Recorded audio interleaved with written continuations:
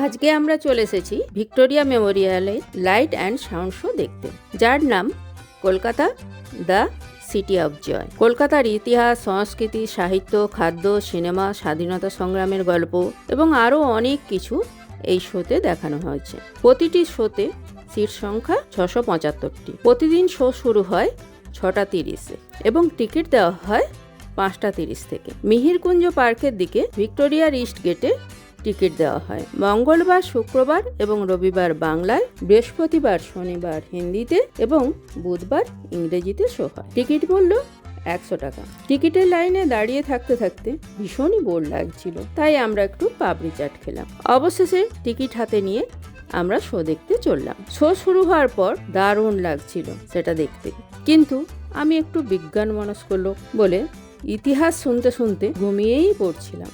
না ভাই, ঘুমাতে পারলাম না, যা মশা। যাই হোক, লাইট অ্যান্ড সাউন্ড শো খুবই সুন্দর হচ্ছিল, ওটা আমি মজা করে বললাম। শোতে 40-45 মিনিট দারুণ কাটলো।